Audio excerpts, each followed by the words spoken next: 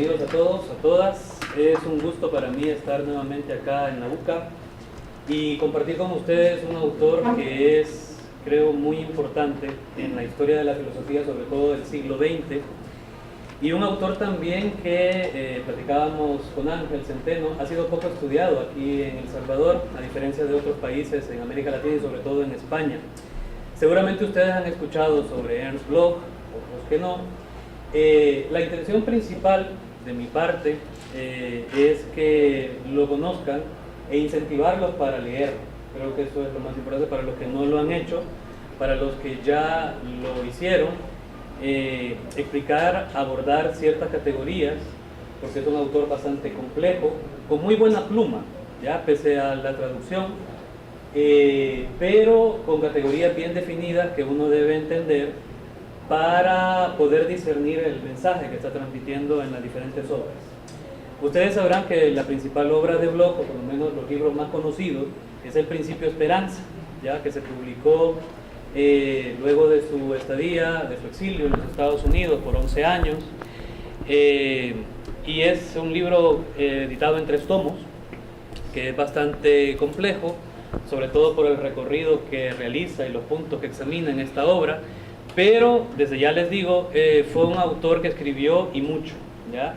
Un pensador envidiable desde uno que está ubicado en la academia por la cantidad de escritos y por el tiempo que tenía, o sea, por aprovechar muy bien el tiempo para publicar, ¿ya? Para escribir, pese a las vicisitudes que le tocó experimentar en un siglo bastante convulso, ¿ya? Sobre todo porque era alemán, por lo que sucedió después de la Segunda Guerra Mundial y toda esta cuestión.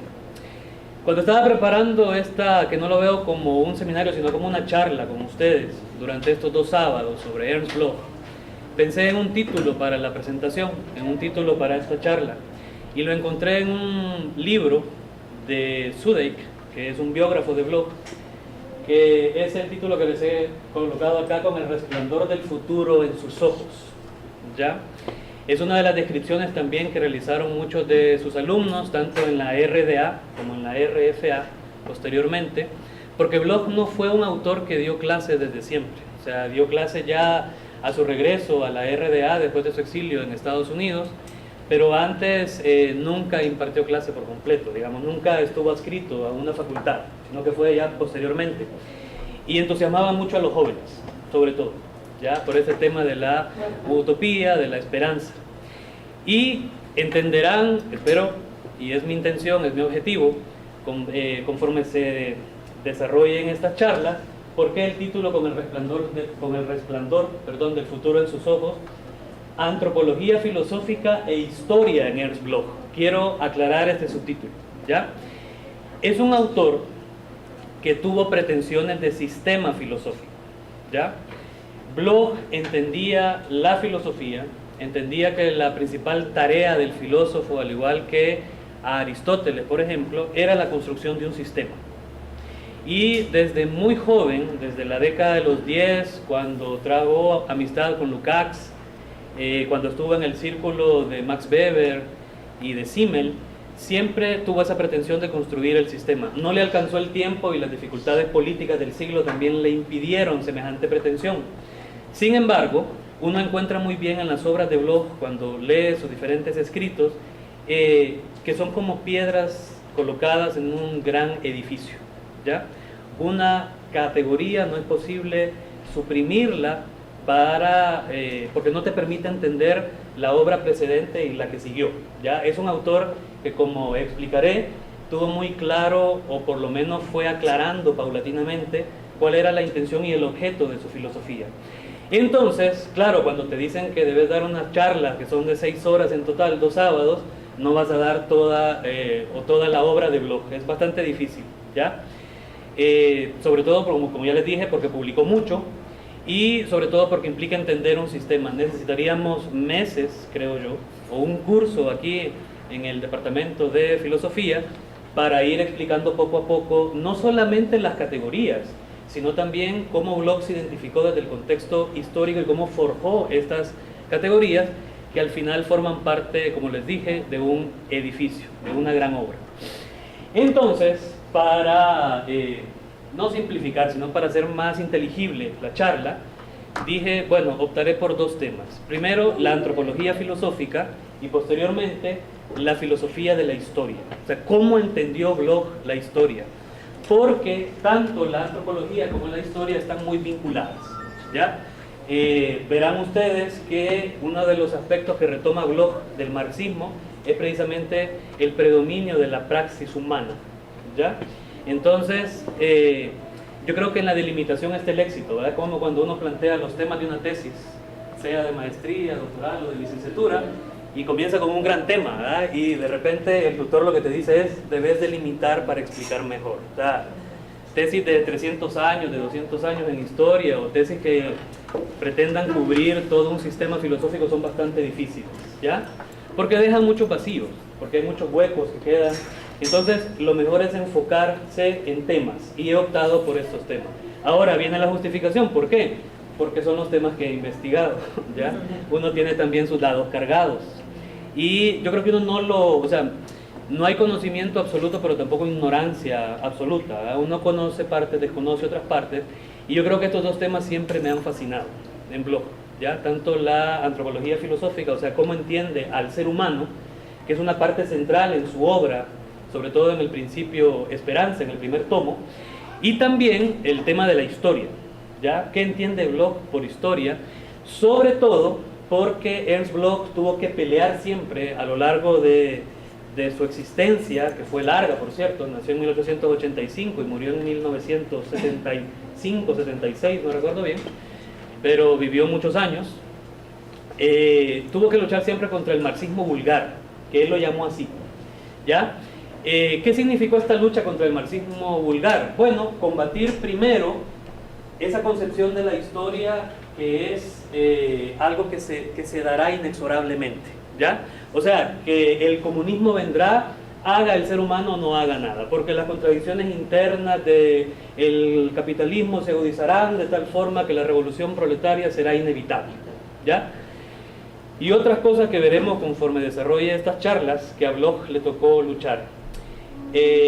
Entonces, el tema de la historia, digo, y el tema de la antropología son centrales en este autor, y creo que son dos temas que si quedan claros, primero dan ganas de seguir leyéndolo, y segundo, le incentiva a uno a repensar sobre todo nuestra realidad. Yo creo que la filosofía se vuelve significativa cuando nos permite repensar nuestra realidad, ya no en abstracto. O sea, la filosofía tiene mucho de abstracto, definitivamente, es una de las características, y qué bueno que se mantenga así, pero si existe una conexión con la realidad, con nuestra realidad, es aún mejor, mucho más significativa. Y Bloch, les quiero comentar también, ha dado lugar a una serie de inspiraciones, tanto en el área de la filosofía como en el área de la teología, por ejemplo Moltmann y otros que lo han trabajado, sobre todo el tema de la esperanza. Entonces, es un autor que brinda diferentes posibilidades de entronque. Yo creo que eso es muy rico para un filósofo, ¿ya? Pero bueno, pasemos a la siguiente, porque esta es solamente la presentación, el tema.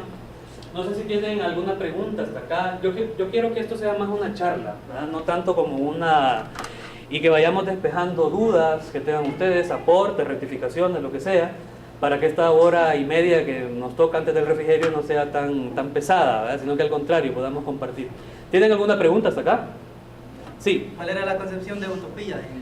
Bueno, eso será una... si te lo explico ya, quemo los cartuchos de la película, ¿ah? Pero lo que sí te diré es que el primer libro de Bloch, que publicó en 1918, fíjense, nació en 1885, en el 18 ya estaba publicando su primer libro, se llama El espíritu de la utopía, ¿ya?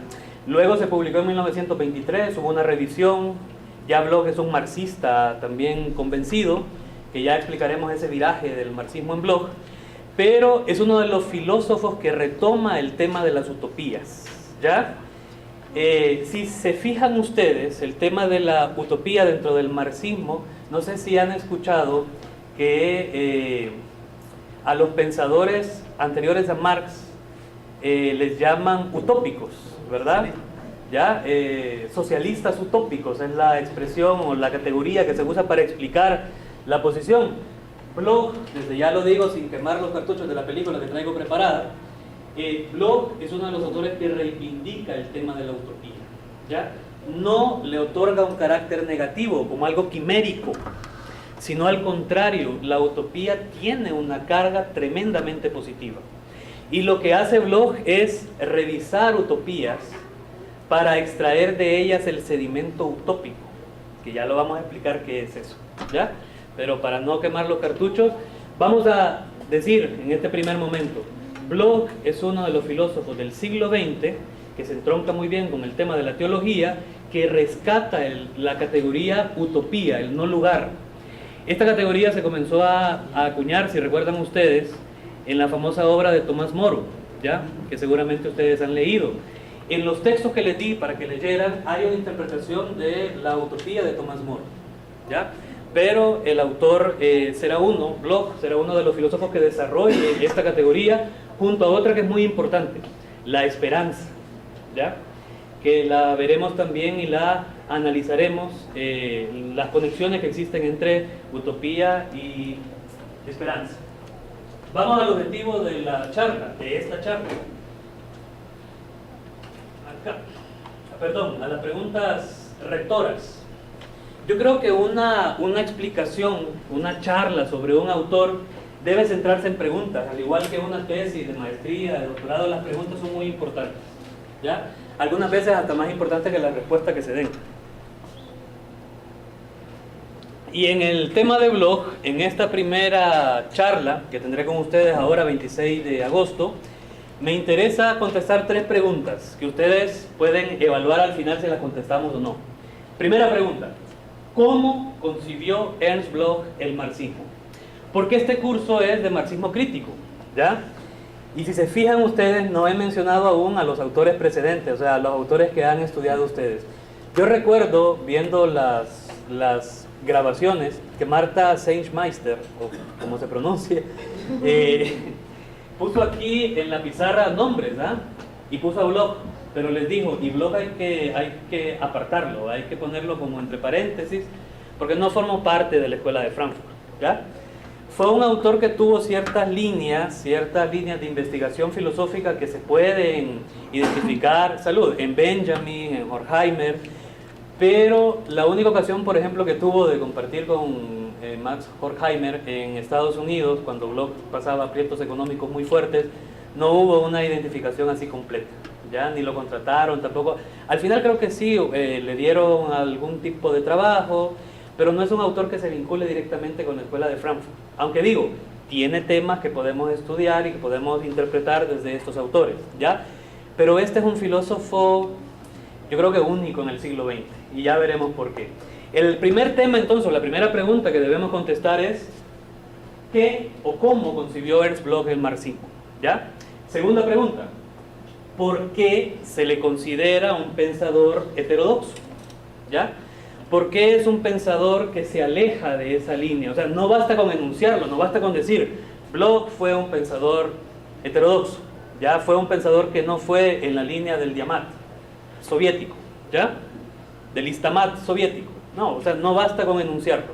Hay que decir, bueno, pero ¿por qué? ¿Por qué se le considera? Las preguntas de investigación siempre debe ir un porqué, ¿ya? El porqué de las cosas. Tercero, ¿qué características singulares, muy singulares, tiene su filosofía?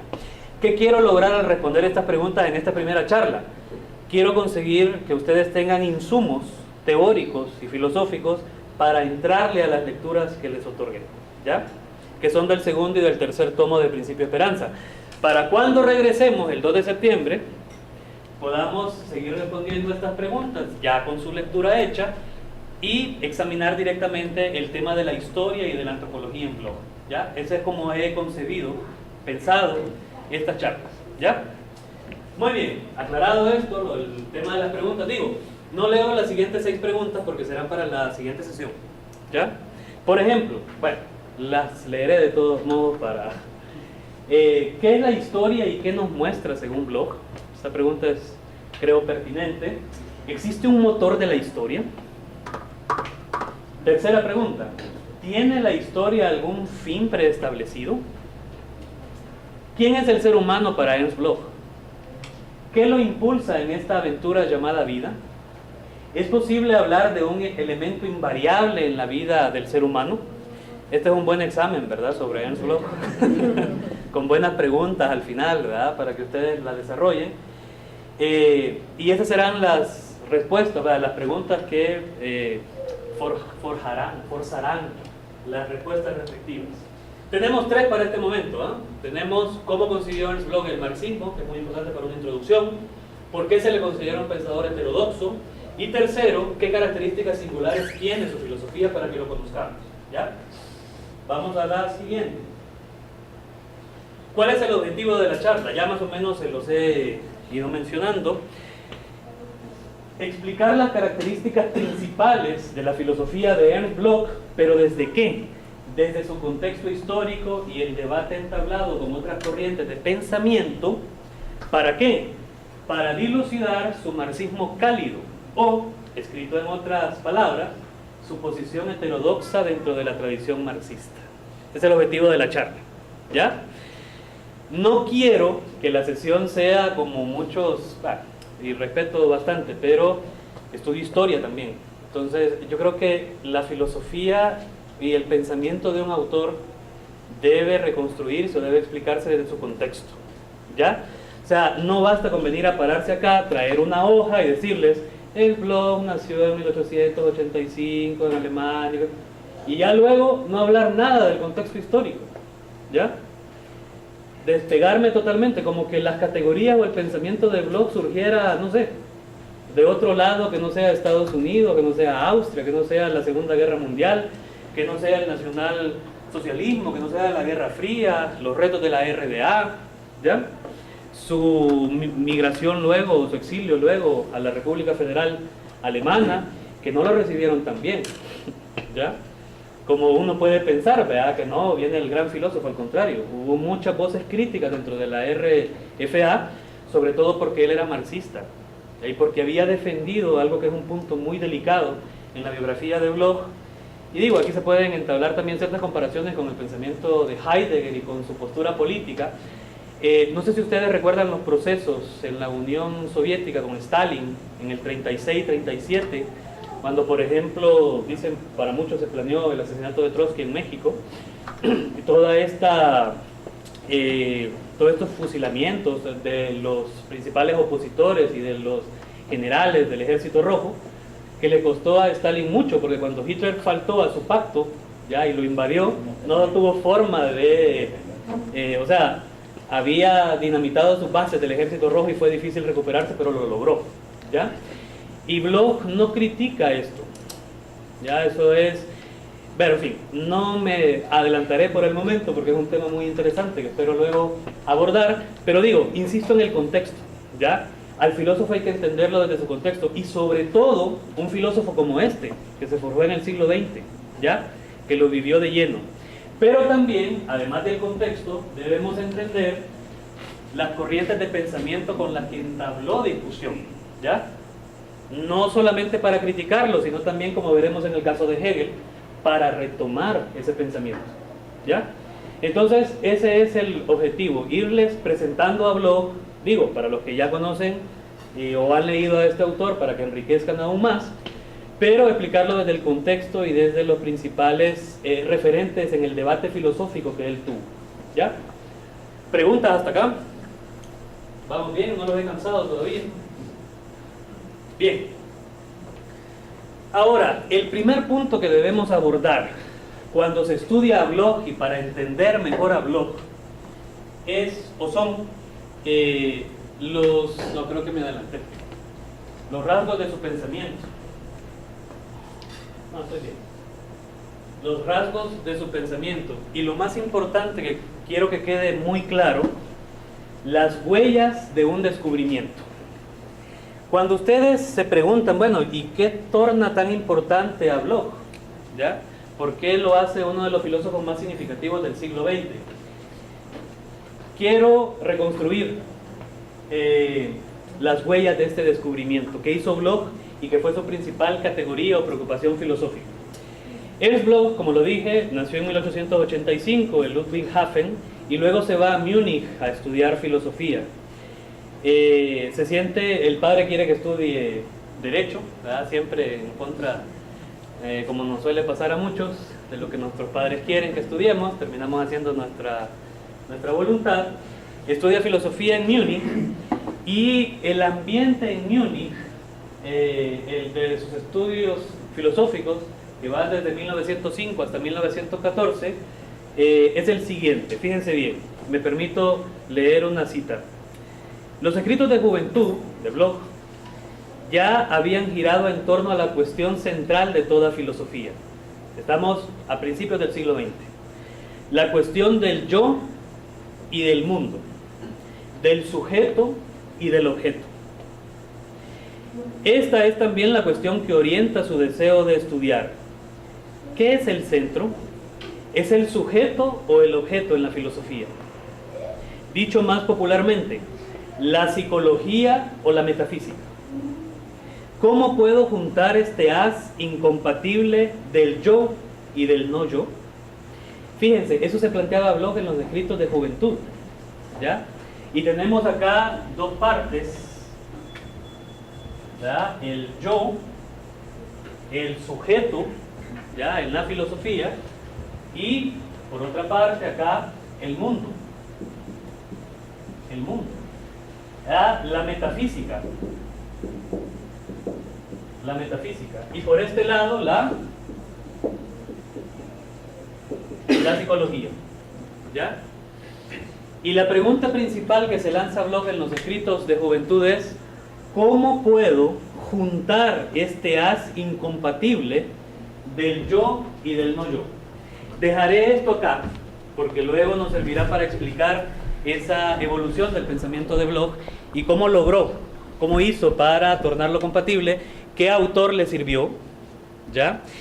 Y lo más importante, que quiero que se lo guarden ustedes desde ya, el tema que ya preguntó el compañero, de la utopía concreta, de la docta spes, de la esperanza docta, que es precisamente la combinación entre estos dos elementos, ¿ya?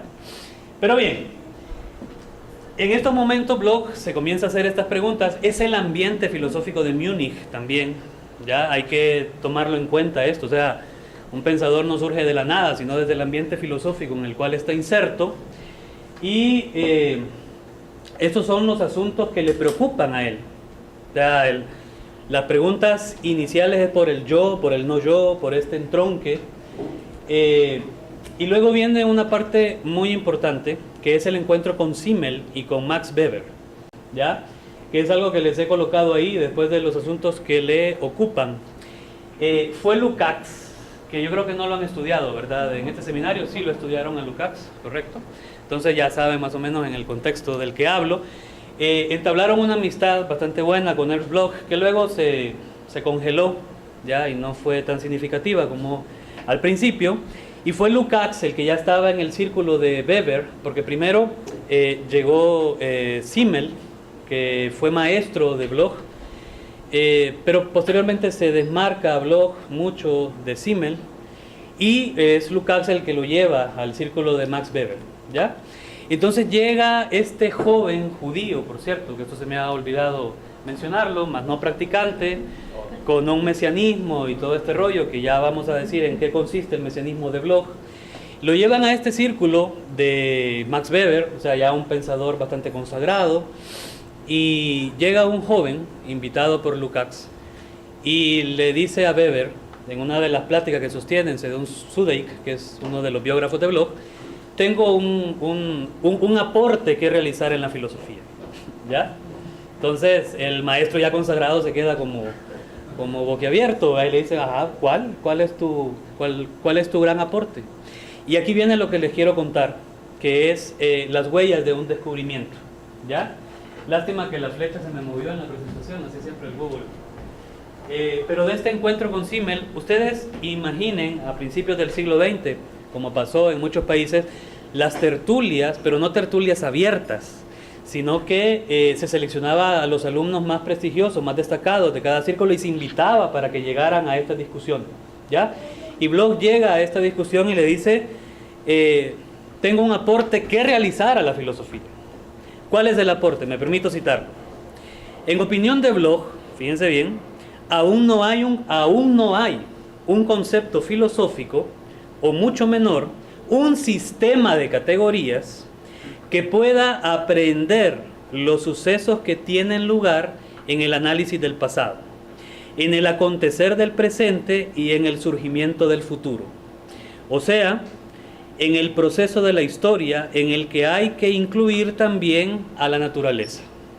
Pues bien, es del todo evidente que la nueva metafísica debe consistir, en la solución de estos enigmas que con una absoluta complicidad se transfieren como la fatalidad propia de la historia y de la utopía, al dominio y a las nuevas disposiciones del conocimiento. ¿Cuál es el gran descubrimiento de Ernst Bloch desde la juventud y que lo irá puliendo posteriormente en sus obras? Es el tema del aún no consciente. Esto es lo que dice Bloch. Hay una categoría, no sé si logran ver bien pese al... Sí, se logra verla muy bien. Hay una categoría que no se ha trabajado en la filosofía, es el aún no consciente, que está en el ser humano. ¿Dónde evidenciamos este aún no consciente? ¿Dónde lo encontramos en el sujeto? Bueno, lo encontramos en los sueños. En los sueños. Pero no únicamente, como lo estudió Freud, y aquí vuelvo al objetivo de la charla, ver las discusiones entre diversas tradiciones de pensamiento, no únicamente en los sueños nocturnos, cuando el ego, el yo y el superyo están totalmente suprimidos, ¿verdad? Sino, dice Bloch, el aún no consciente lo encontramos en los sueños diurnos. Esto es hermoso en la filosofía de Bloch. Y hay toda una parte del principio esperanza donde explica el tema de los sueños diurnos. Ya, el sueño diurno. Ese sueño diurno se ha reflejado, aquí contestando la pregunta del compañero que lanzaba al principio, esos sueños diurnos, ¿dónde se han reflejado? En las utopías sociales. En las utopías sociales. ¿Dónde más se han reflejado esos sueños diurnos, esas pretensiones? En la literatura, por supuesto. En la literatura. En la música. En la música. En el cine, que ya habló de los primeros pasos, ¿verdad?, del cine. Ahí se encuentra la manifestación. Es decir, el ser humano que sueña no únicamente lo hace dormido. Soñamos, para Bloch, también despiertos. ¿Y dónde se ha reflejado eso? En las utopías sociales, en la literatura, en la música, en el cine. Por eso Ernst Bloch es un autor bastante complejo, porque aborda todos estos temas en el principio Esperanza, ¿ya? La literatura, la música. Era buen intérprete de piano, no tan bueno, ¿verdad? Porque dicen sus biógrafos que si no hubiese optado por estudiar filosofía, no hubiese pasado de ser un buen profesor de música y hasta ahí nomás, no hubiese sido un gran concertista. Pero digo, Bloch crece en un ambiente de una familia acomodada y tiene esas ventajas de aprender música y todo.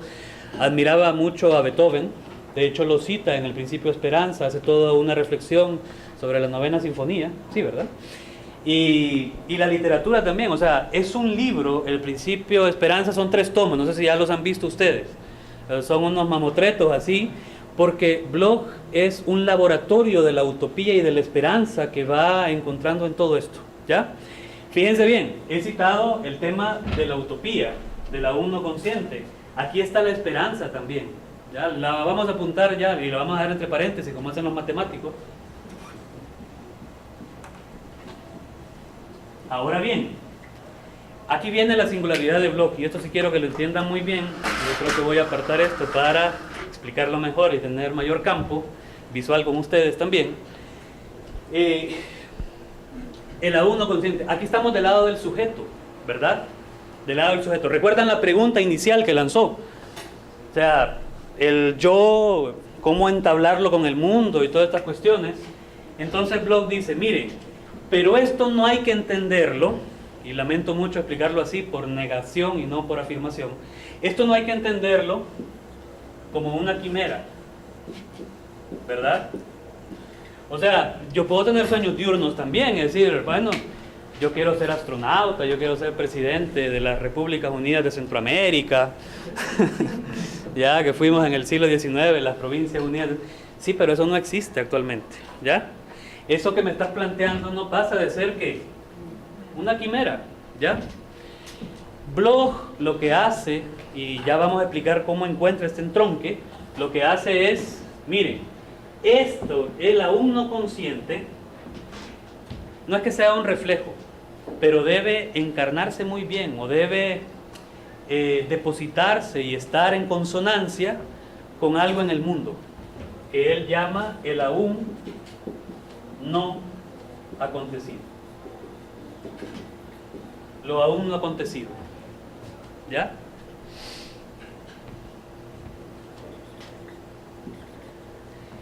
Por eso es una esperanza docta, porque analiza las condiciones objetivas para desde ahí construir la esperanza. ¿Entienden? Los sueños diurnos están conectados directamente en la filosofía de Bloch con lo que es posible en la realidad. Ahora bien, ¿cómo sabemos que es posible en la realidad? ¿Qué tenemos que hacer para saber si es posible realizarlo o no? ¿Estudiar qué? Estudiar la realidad, ¿ya? Hacer una metafísica, esa es la intención de Bloch. Hacer una metafísica, vamos a poner aquí metafísica, y por supuesto, algo que se va a decantar Bloch posteriormente, una ontología, un estudio del ser, ¿ya? Sí, lo aún no consciente del lado del sujeto, pero eso ¿cómo se va forjando? Esos sueños diurnos ¿cómo se van forjando? Bueno, mediante el estudio de la realidad. No son quimeras, ¿ya?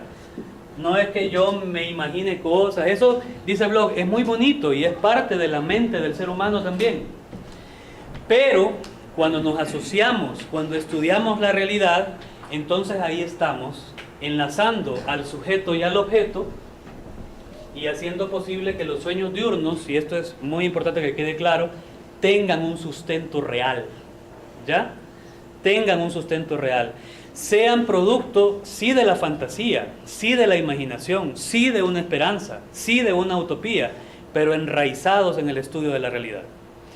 Y eso es lo que admira Bloch de Marx, ¿ya? Eso es lo que admira de Marx. O sea, no se limitó como Campanella, como otros de los utopistas, en imaginar esa isla, ¿verdad?, ubicada por allá, que digo, no lo suprime Bloch, no dice eso es totalmente quimérico y por ende hay que sustituirlo, no, recupera el sedimento de ahí. Pero dice, lo genial del marxismo, y por eso la última parte les di, la utopía concreta, como le llama Bloch al marxismo, el marxismo es una proyección hacia el futuro de lo aún no consciente, de lo aún no acontecido, pero mediante un estudio de ¿qué? De la realidad, de las condiciones económicas, políticas y sociales, ¿de qué? Del capitalismo, ¿ya? Y cómo desde ahí, a través de la praxis humana, puede surgir entonces esa sociedad o esa patria, que es una de las categorías de Bloch que la vamos a explicar más adelante, ¿ya? Este es el gran descubrimiento, lo aún no consciente, o sea, no es, y quiero permitirme, que si me permiten ustedes, me tienen que permitir, leer el debate con Freud, creo que es muy importante, ¿ya? Por esto de los sueños diurnos y del no consciente y del aún no consciente. El psicoanálisis, sobre todo según Sigmund Freud, también había hablado del no consciente, ¿ya? También. Pero en este inconsciente aún se trata de hechos que han escapado o han sido expulsados de la conciencia y solo aparecen en el sueño o en actos enfermizos, ¿verdad? Según Freud y su escuela, hay que recuperar, actualizar estas situaciones que se han convertido en inconscientes mediante los métodos del psicoanálisis. Por eso lo sientan a ustedes en el diván, ¿verdad? Y comienzan entonces a recuperar eso que no es consciente. Freud ya había abordado esto. Bloch llama a este inconsciente freudiano, fíjense bien, el ya no consciente, no el aún no consciente. Fíjense la diferencia, sino el ya no consciente. O sea, fue consciente. ¿Durante qué fue consciente? Durante el sueño, ¿verdad? Hay que reconstruirlo, hay que sentarlo a uno en el diván para que diga lo que ya no es consciente. Ahora bien, y sitúa a su lado al todavía no consciente o el aún no consciente. El español nos da esta posibilidad, ¿verdad? Del aún o todavía no consciente. Argumenta Bloch, no queda suficientemente definido con el ya no consciente, pues hay además de estados de conciencia que no han pasado y se han perdido, sino que aún están por venir. Hay cosas, situaciones, procesos que aún vislumbramos como en penumbra y de los que solo tenemos un presentimiento. O sea, si Freud se encarga y la escuela del psicoanálisis se encarga del ya no consciente, Bloch lo proyectará hacia el futuro. ¿Ya? Hay cosas que vislumbramos, no son plenamente conscientes, lo vemos borroso, pero está en el horizonte como posibilidad. ¿Ya? Y aquí quiero regresar para que vean que el título no es arbitrario. ¿Ya? Con el resplandor del futuro en sus ojos. Ese aún no consciente o todavía no consciente, sí, es algo que todavía no está, pero lo atisbamos en el horizonte como una ¿qué? Como una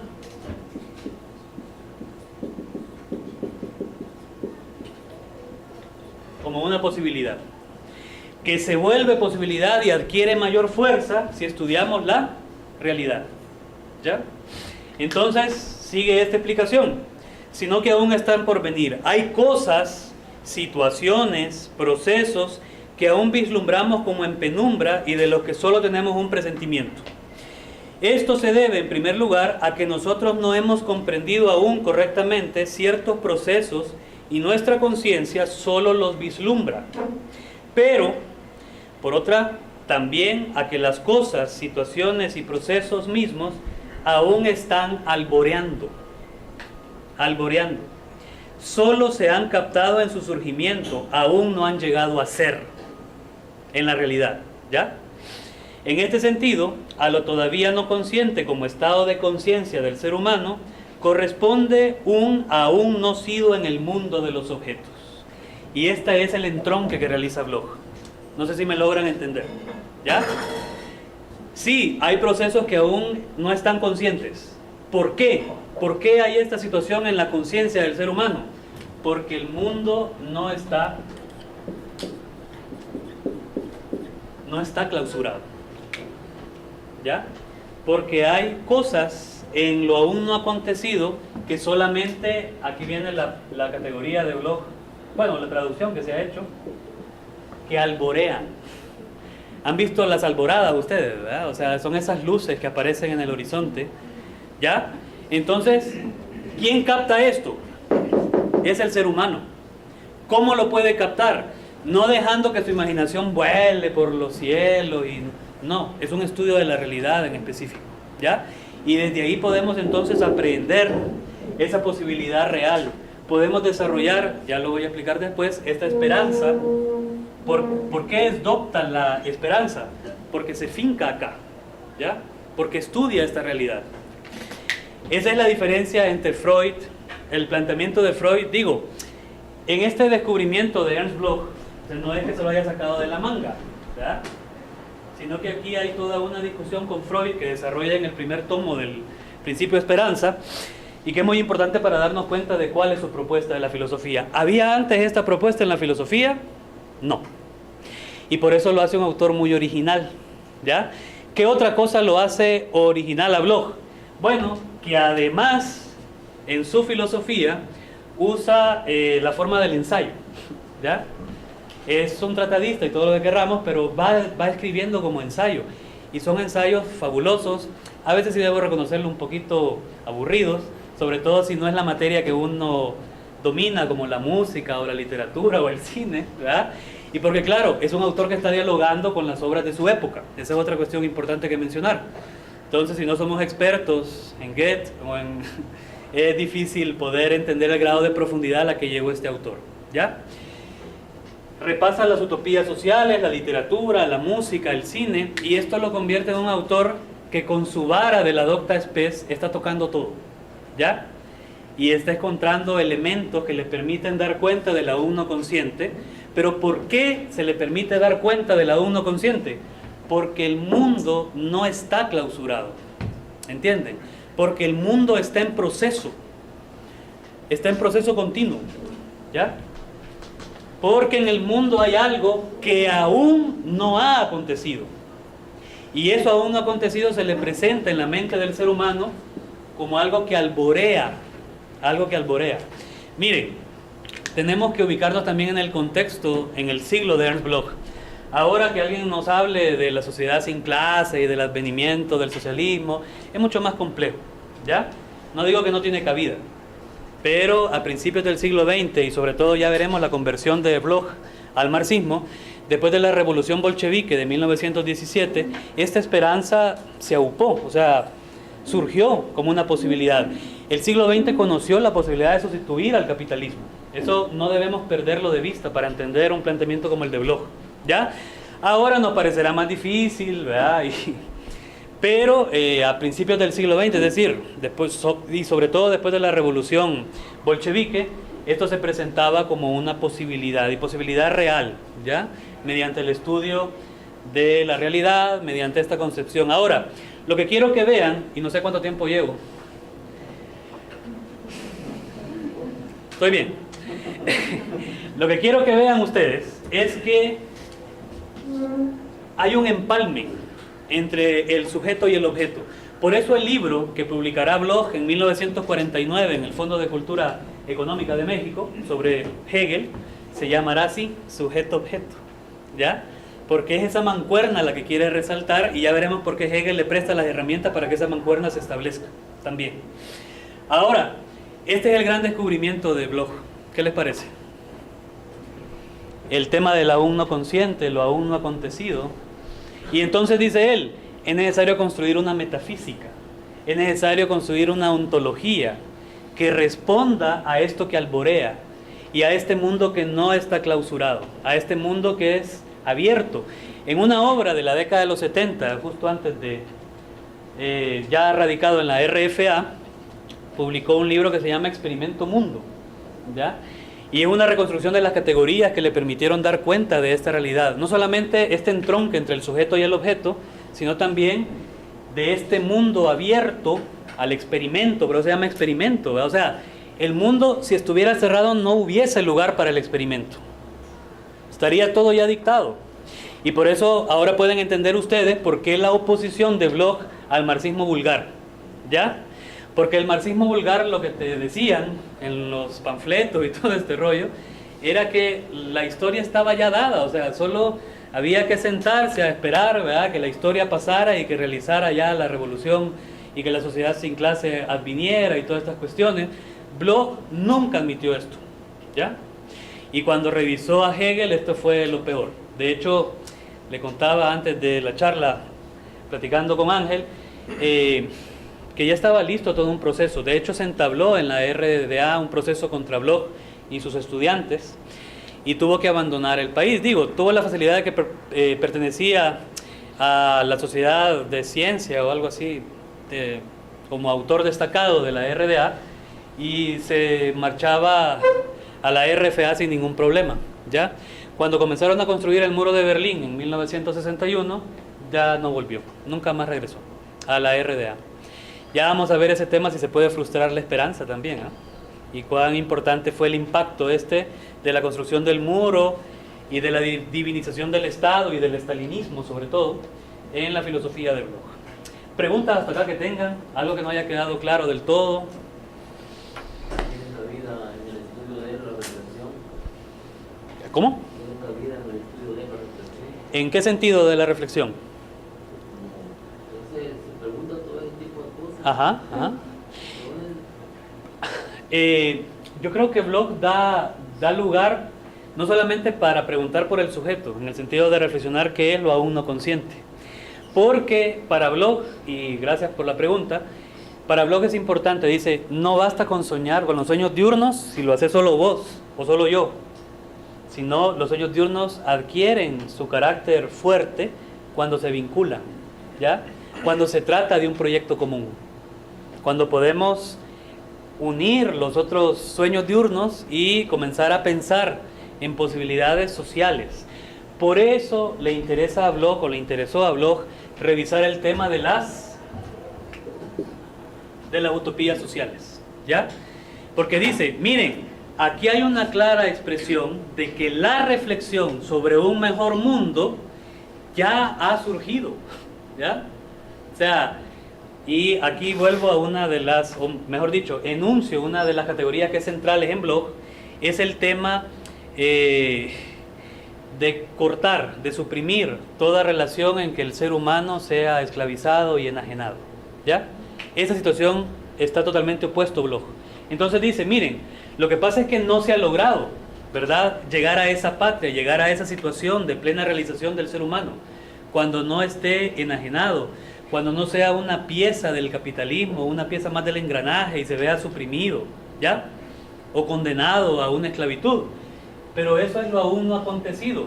Pero ¿dónde vemos alborear eso? ¿Dónde vemos esos atisbos? ¿Lo vemos dónde? En la literatura, en las utopías sociales, y por eso lo revisa Bloch, ¿entienden? O sea, es un autor que recupera el pasado. Esto es muy hegeliano también. O sea, que recupera el pasado, y no es un marxista, y aquí vamos a una de las preguntas que tenemos, no es un marxista clásico, es un marxista heterodoxo, y ya lo veremos posteriormente. ¿Más preguntas hasta acá? Sí. Sí, es interesante lo que usted dice en el sentido que recupera de Hegel el pasado. Sí. Pero tengo entendido también que Freud, definitivamente, cuando habla del símbolo en el sueño, es retrospectivo. Sin embargo, hay otros autores como Adler, sí, que enfocan la ilusión del ser humano hacia el futuro. Claro. Pero Bloch está, diríamos, como superando la perspectiva de Freud en el sentido de ver el símbolo al futuro. Yo no me atrevería a decir que superando, porque Bloch recupera a Freud, ¿ya? O sea, hay una recuperación. Y la escuela del psicoanálisis, estamos a principios del siglo XX, de hecho, ¿ya? Ahora, claro, podemos colocar ciertas objeciones y todo el rollo, aunque hay cosas muy interesantes y muy valiosas en la escuela psicoanalítica. En este momento es el tema de la conciencia. Y yo creo que Bloch no refuta a Freud, ¿ya? ¿En qué sentido? O sea, no está diciendo, el ya no consciente, eso no hay que tomarlo en cuenta. Claro que sí. Pero aquí viene una situación muy importante con la que Bloch lo menciona en el Principio de Esperanza con respecto a Freud. O sea, no lo está refutando. Al contrario, dice, claro, el ya no consciente sí existe y por eso el método psicoanalítico es importante para recuperarlo. Lo que no se fijó Freud es que hay un aún no consciente. Claro, este es el aporte de Bloch, ¿ya? Ahora, luego, en el primer tomo del Principio de Esperanza, Bloch entabla una discusión con Freud, ¿verdad? Y dice, bueno, es que es muy bonito, Freud, pensar que en el sexo, o sea, pensar en el amor y todo este rollo, que es la principal preocupación del ser humano, cuando se duerme en buena cama y se tiene comida, ¿verdad? Otra cosa es cuando empezamos el tema del ser humano y vemos que las condiciones en las que vive es que no está pensando en realizar estos sueños de sexo y de amor y todo eso, sino que para Bloch, y aquí me adelanto un poco al tema de la siguiente charla, para Bloch el principal impulso del ser humano es el hambre, ¿ya? Y aquí sí difiere, digamos, con Freud, ¿ya? Pero no me adelantaré, regresaré el cassette a este punto y por supuesto, no lo está suprimiendo, no está criticando, claro que existe ese ya no consciente, pero lo que Freud no ha visto es que existe un aún no consciente porque el mundo no está clausurado, ¿ya? Esa es y es muy interesante, o sea, yo los invito, lástima que ya el tiempo y el espacio para dejarles las páginas a ustedes para leer no daba para más, pero en el primer tomo del Principio de Esperanza, hay desarrollado toda una discusión con Freud, ya muy rica en ese sentido. Por eso el objetivo era, en esta charla, desde el contexto, pero también desde los principales autores con los que va discutiendo Bloch. Sí. Sí, yo le decía lo anterior porque mi profesor de antropología filosófica, el doctor Feliz Sainz, de la UCA, nos decía de que, por ejemplo, la Unión Soviética, con el símbolo, a través de la bandera, la hoz y el martillo, sí, era una propulsión hacia el futuro. Claro. Entonces, definitivamente, si está rescatando a Freud, pues definitivamente creo que es bueno y válido, porque lo estaba viendo mi profesor desde la posición junguiana. Claro, muy bien, muy bien. Una pregunta, ¿por Sí. qué le llama marxista heterodoxo? ¿Y es simplemente decir que no era marxista? Y punto? No, si era marxista. Ajá. A ver, Ajá, esa es una sí. muy buena pregunta. Ajá. Si era marxista, o sea, sí, y ya veremos cómo llegó a Marx, ¿ya? Si era marxista, pero ¿por qué se le considera un marxismo heterodoxo? Y agradezco su pregunta, porque tocó temas que antes el marxismo sencillamente lo suprimía. ¿Lo suprimió o no lo permitía? Primero lo suprimió y luego no lo permitió. ¿Verdad? Claro, las dos cosas, es decir, es un autor tan original, y claro, me ha tocado defenderlo, por supuesto, ¿verdad? Porque lo estoy exponiendo y lo debo defender a capa y espada, pero luego podemos hacer también algunas críticas y verlo con ojos críticos, que yo creo que es importante. Pero tu pregunta es importante, valga la redundancia, porque es marxista. Pero fíjense, primero, le llamaron el mago de Tubinga, porque terminó dando clases en la RFA en Tubinga. Y le decía, y le decían el mago porque tocaba todos estos temas, lo de la literatura, de las utopías sociales, de la música. Estudió la Revolución Francesa en un texto famoso de la década de los 60 que se llama Derecho Natural, ¿ya? Es un autor heterodoxo, primero, porque aborda temas del marxismo que antes nadie los había tocado, que luego fueron suprimidos y posteriormente prohibidos. Por ejemplo, Hegel, lo que les decía. Hegel, según Stalin, ya en la década de los 30, Hegel estaba superado totalmente. Y era un autor burgués y no se tenía que estudiar. La crítica de Marx y Engels, ¿verdad?, hacia Hegel estaba hecha. Miren, es que era la concepción del marxismo vulgar. Ya todo estaba dicho, o sea, el barbudo lo había dicho todo. Se acabó, ¿ya? De repente viene Bloch y dice, no, lo que hay que hacer en el siglo XX, conforme el estalinismo se comenzó a desarrollar y a tomar fuerza, que es otra de las observaciones que hizo Bloch, no basta la muerte de Stalin en el 53, ¿verdad? Murió Stalin. No basta la muerte de Stalin, quedó el estalinismo, que es aún peor, ¿ya? Conforme vino el estalinismo, él dijo, hay que revitalizar al marxismo. ¿Qué implica esa revitalización del marxismo? Regresar a Hegel, dijo Bloch. Y Lukács también lo hizo, ¿sí?, como lo vieron ustedes, ¿ya? Regresar a Hegel, beber nuevamente de las aguas hegelianas, ¿ya? Esto era totalmente inconcebible, y aquí vamos con lo que mencionaba, estaba prohibido, ¿ya? Estaba prohibido. Entonces, claro, era marxista, sí era marxista, pero era un marxismo cálido. Esta es otra de las categorías que les debo explicar. ¿En qué se diferencia el marxismo frío del marxismo cálido? El marxismo frío es aquel que estudia las condiciones económicas, ¿ya?, de esta realidad, y Bloch lo ve como necesario, totalmente necesario, que haya ese tipo de estudio, que existe ese estudio. ¿Se deben hacer? Claro que sí, Marx lo hizo. Pero ese es un marxismo frío, ¿ya? Ahora, Bloch lo que reivindica es un marxismo cálido. ¿Qué implica este marxismo cálido? Hay una frase de Bloch que es bastante significativa, dice, la revolución también necesita fantasía. Fantasía. La revolución también necesita fantasía. La revolución socialista también necesita estudiar las utopías sociales. También necesita estudiar los rebeldes del cristianismo. También necesita estudiar la literatura, la música, el cine. ¿Por qué? ¿Por qué el marxismo necesita estudiar todo esto? Porque lo que quiere ver es esa situación aún no acontecida que alborea en el ser humano. Y que hay que incorporarlos en un proceso donde la esperanza sea adopta, donde la utopía sea concreta y donde la posibilidad sea real. ¿Ya? Es un marxismo totalmente original. Por eso Marta Seinsmeister, o como se pronuncie, colocó a Bloch aparte. O sea, yo cuando lo vi dije, aquí tengo para entrar, ¿verdad? Porque es un marxismo diferente, es un marxismo cálido, ¿ya? Claro, en su momento, ahora nos parecerá, bueno, pero ahora alguien puede hacer este estudio, sí, pero en la RDA no. En la RDA, ¿qué implicaba revisar a Hegel en la RDA? ¿Qué creen ustedes que significaba? ¿A quién estaban contradiciendo? Al hombre de hierro. Y contradecir al hombre de hierro era atentar contra tu profesión, contra tu vida, contra tu... ya en estos estados policíacos que se desarrollaron, pues. Entonces, este blog, y es marxista, claro que sí es marxista, llegó a decir, luego que se marchó de la RDA, que si Marx viviera lo hubiesen expulsado también de la RDA. ¿Ya? O sea, no había tales. Pero ahora, la obra filosófica y el carácter heterodoxo es ese. Es un filósofo que está realizando una revitalización del marxismo, y para revitalizarlo no le importó para nada revisar la Revolución Francesa y decir lo que había que rescatar de la Revolución Francesa. No le importó revisar los derechos del hombre y decir que eran importantes en el justnaturalismo, ¿ya? No le importó revisar a Hegel, pese a que Stalin lo había prohibido o había afirmado que ya estaba superado.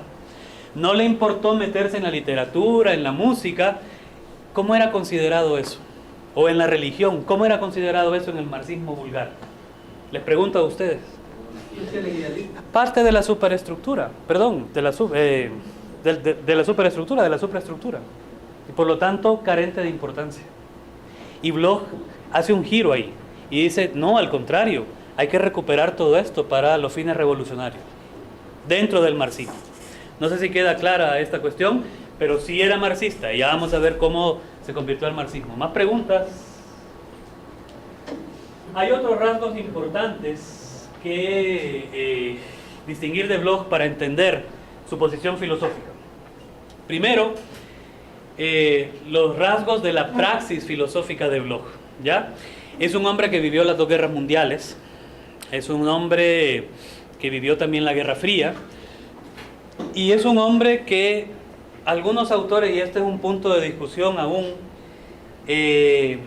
dentro de los estudiosos de Bloch, ¿ya? El tema del romanticismo, ya de este anhelo por las condiciones precapitalistas que se desarrolló sobre todo a finales del siglo XIX. Cito a Sierra, un estudioso de Ernst Bloch, en un libro que se llama Historia, Política y Derecho, en Ernst Bloch. Evidentemente, con el tema del romanticismo, hay que señalar que se trata de una... Perdón, me equivoqué de texto. En el centro de la visión romántica del mundo se encuentra la nostalgia, producida por la convicción dolorosa de que el presente real carece de ciertos valores humanos esenciales que han sido alienados. Esa nostalgia se dirige hacia un pasado precapitalista, o cuando menos a un momento en que el sistema capitalista estaba menos desarrollado que en el presente. Y los efectos negativos que lleva consigo ese proceso, reificación generalizada, fragmentación social, aislamiento radical del individuo en la sociedad, aún no se había dejado sentir. Salud. De esta forma, la existencia es considerada como permanente situación de exilio, constante búsqueda de una patria en la que sea posible la recuperación de los valores específicamente humanos. Eso no significa que Bloch pretenda simplemente un retorno al mundo precapitalista, esto es muy importante, sino que el pasado comunitario, orgánico, religioso, herético, popular y campesino desempeña aquí un papel de fuente de inspiración para las utopías revolucionarias modernas, colmando de energía mesiánica la concepción materialista de la historia. Eso dice Sierra sobre Bloch. Ahora, ¿qué significa esto? A ver, ¿hay un cierto romanticismo en Bloch? Sí, lo hay. Pero no significa, como Novalis y otros, un retorno a las condiciones precapitalistas. Porque aquí viene otra explicación importante que hacerle sobre la filosofía de Bloch y sobre la concepción blochiana. Aquí entra un poquito con el tema de la historia, pero vale la pena hacerlo. Para Bloch, la génesis del proceso histórico no está al inicio. La génesis no se ubica acá. La génesis está... Sí lleva tilde, ¿verdad? Sí, ¿verdad? Está al final. ¿Ya? ¿Qué significa esto? Esto es muy importante que lo comprendan. ¿Qué significa que la génesis está al final y se debe construir? Además, debe construirse.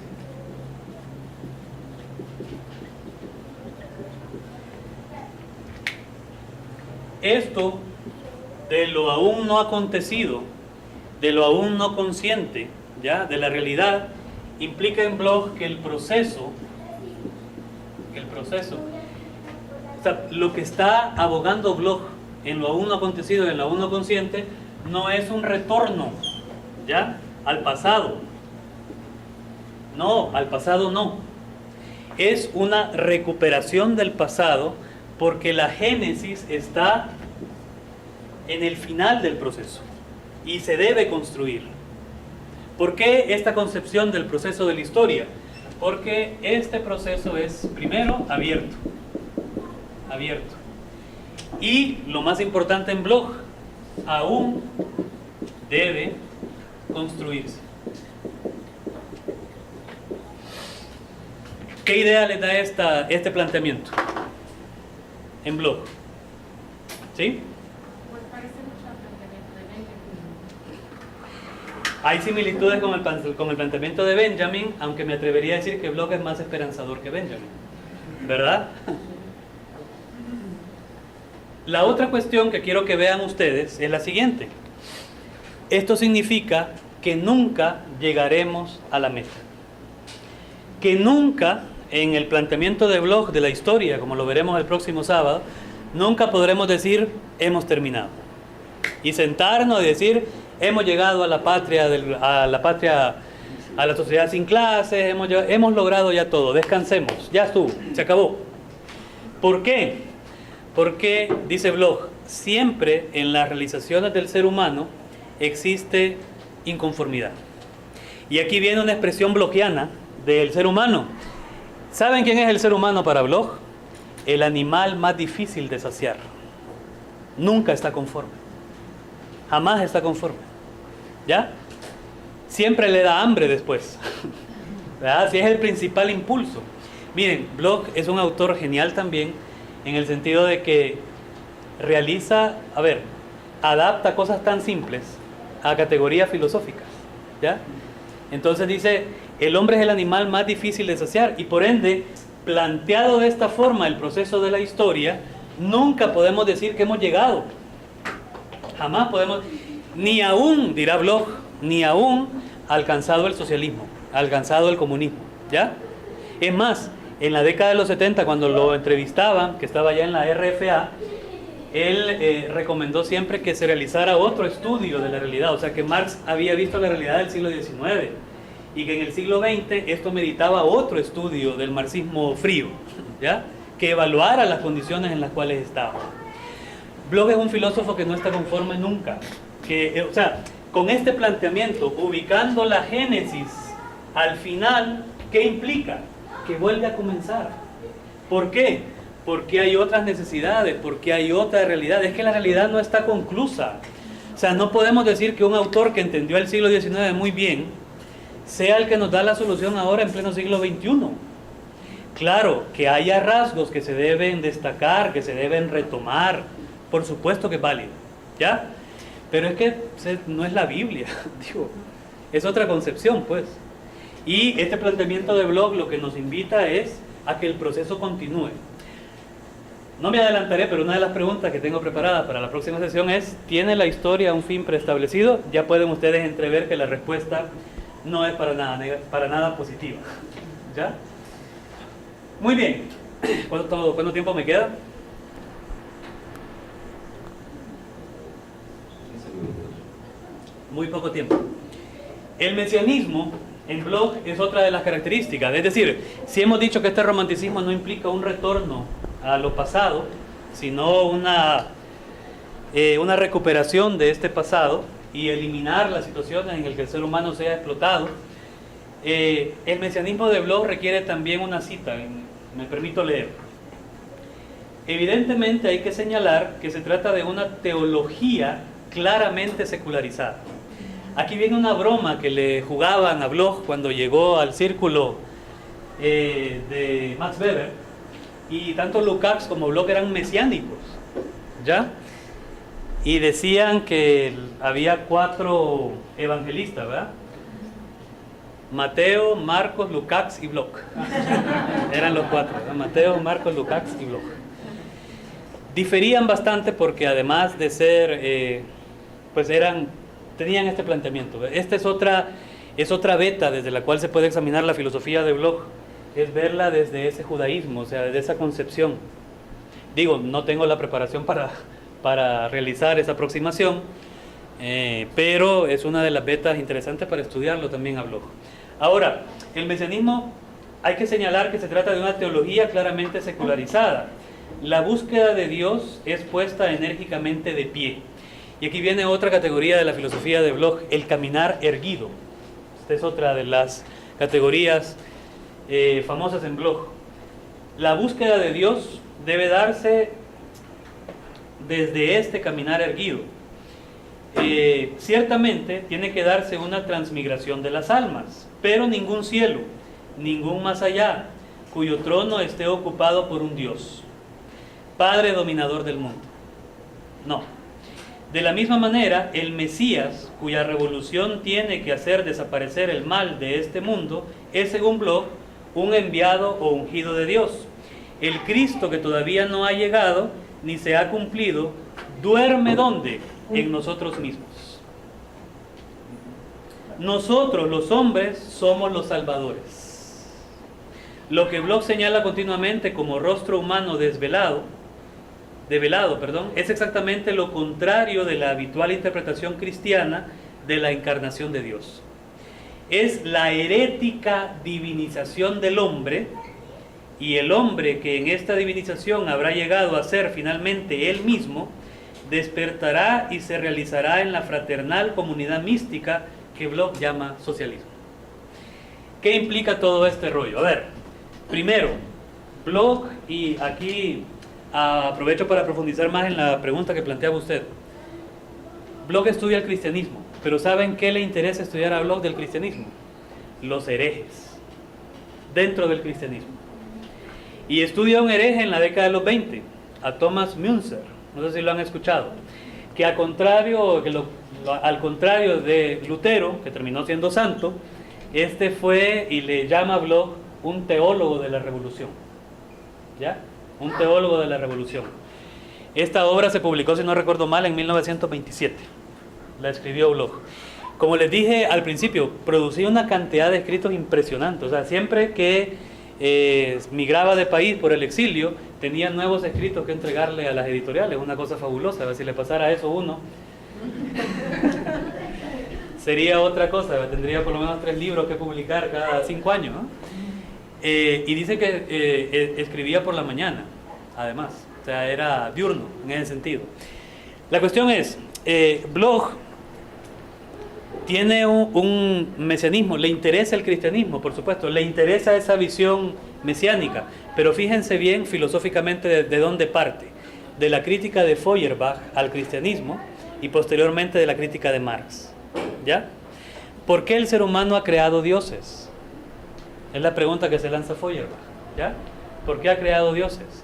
Y Marx, además de apoyar esto de que el secreto de la antropología, el secreto de la teología es la antropología, es la expresión famosa de Feuerbach, o sea, para entender por qué hay dioses, debemos entender muy bien primero al ser humano. Marx le agregó otra cosa que Bloch retoma. ¿Cuál es? Las condiciones económicas, o sea, las condiciones sociales, dentro de las cuales, o sea, la producción de la vida, cómo se da y por qué se necesita eso. Bloch dice claramente, lo que debemos esperar como salvación no está en un Dios, no está en un Cristo. O sea, hay que aprovechar esa condición herética, esa condición mesiánica, pero ¿dónde la debemos encarnar? En el ser humano. ¿Ya? En este polo debemos encarnar. Por eso se le llama a la visión teológica de Bloch una teología secularizada. ¿Ya? ¿Hay que estudiar el cristianismo? Por supuesto que hay que estudiarlo. Pero le interesa estudiar a los herejes del cristianismo, a los que se han opuesto a las condiciones de opresión y han intentado hacer revoluciones. Y de aquí viene el famoso libro que publicó Bloch, que se llama Del ateísmo en el cristianismo. ¿Lo han escuchado ustedes? ¿Ya? Del ateísmo en el cristianismo. Lamentablemente que en el país no está en México, por ejemplo, y merecería todo un estudio, ¿ya? Sobre cómo considera el cristianismo y por qué es importante ese mesianismo. Lo han estudiado en este curso de marxismo crítico con Benjamin, ¿ya? El tema del mesianismo. En Bloch y en Lukács adquiere unas características bastante peculiares, pero comparten puntos comunes en este sentido. La salvación no está en un Dios, la salvación está en el propio hombre, ¿ya? Cuando ya no está alienado, cuando ya está en condiciones de poder aspirar a esa posibilidad real, a esa utopía concreta, a esa esperanza docta. La otra característica, ya no me va a quedar tiempo para la percepción del expresionismo, porque ya se me acabó y tengo muchos puntos todavía que desarrollar y me interesa más la charla con ustedes también. Bloch fue un antibelicista, un pacifista, o mejor antibelicista, sobre todo en este periodo. ¿Qué guerra es esta? La Primera Guerra Mundial, correcto, ¿ya? Sobre todo porque muchos pensadores alemanes como Max Weber fueron belicistas, ¿ya? Y entonces ahí viene el desmarque. Ya veíamos el primer círculo de Bloch. Critica de manera férrea a sus maestros por esa actitud que siguieron al emperador Guillermo II, no recuerdo mal, en esta travesía bélica. Bloch mantiene esa postura antibelicista, aunque era un autor que aprobaba también la violencia en ciertas condiciones, ¿ya? Pero de esta Primera Guerra Mundial no, la veía más como una guerra entre las naciones imperialistas, capitalistas, que de hecho fue así la Primera Guerra Mundial, y afirmaba que estar a favor de la guerra era sencillamente apoyar, respaldar, justificar esa postura de las potencias europeas en sus fines imperialistas, ¿ya?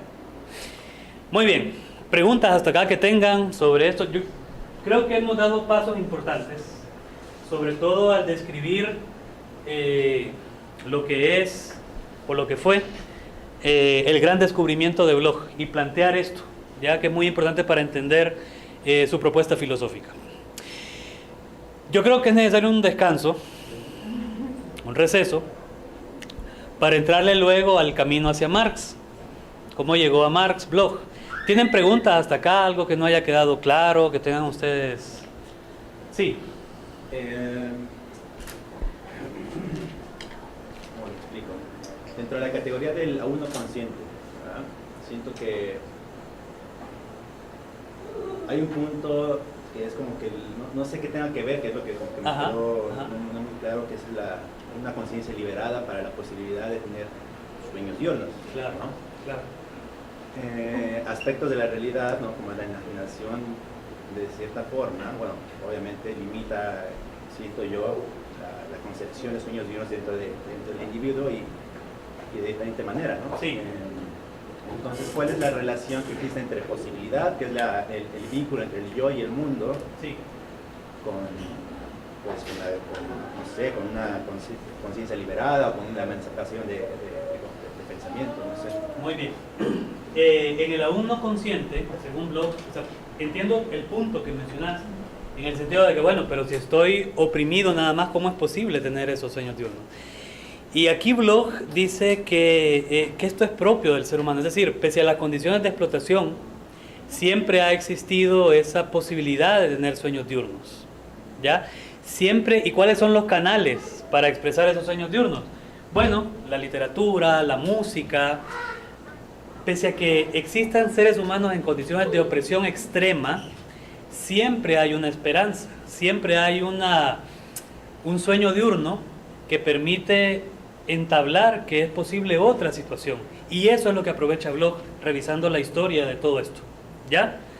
Ahora, el aún no consciente, la realidad no acontecida, siempre está alboreando. O sea, no basta con quejarse de permanecer en una situación totalmente de explotación, sino también se está pensando, y esto digo, no es que pueda plasmarse tal cual que se da en todos los seres humanos, pero Bloch mediante este estudio ha dado cuenta de que en las diversas etapas de la historia han existido siempre estos sueños diurnos, ¿ya? El ser humano no únicamente sueña de noche, también sueña de día, y sueña también con poderse liberar. Les voy a poner un ejemplo que Bloch no contempló: la esclavitud, por ejemplo, de los negros en Estados Unidos, ¿ya? De los africanos llevados a Estados Unidos a través de esas empresas de esclavos de Holanda y otros países. ¿Cuál fue el vehículo para expresar esa inconformidad, esa nostalgia por lo que habían perdido? La música, el blues, por ejemplo. O sea, digo, con Bloch lo que podemos hacer, además de leerlo y de encontrar esas condiciones pese a una situación de explotación al máximo, es dar cuenta que el ser humano siempre piensa que es posible estar mejor. Ahora, ¿qué invita a Bloch? Y hay una frase de Bloch que es muy buena, dice: los marxistas no tienen derecho a ser pesimistas. No tienen derecho a ser pesimistas. Es un marxismo militante, es un marxismo... Ahora, ¿cuándo se vuelve militante? Cuando nos damos cuenta que esos sueños diurnos, que ese aún no consciente, no únicamente sirve para elaborar quimeras, algo que no podemos realizar. Al contrario, lo que nos invita es a tener una esperanza docta, a unirse para trabajar por un proyecto común, que es realizable. ¿Necesitamos al marxismo frío? Sí lo necesitamos ese estudio de la realidad, pero no hay revolución sin fantasía, ¿ya? O sea, no se trata de simplificar, se trata de enriquecer mediante, y aquí explicaré otra categoría, me adelantaré, pero la pregunta es buena y la aprovecharé.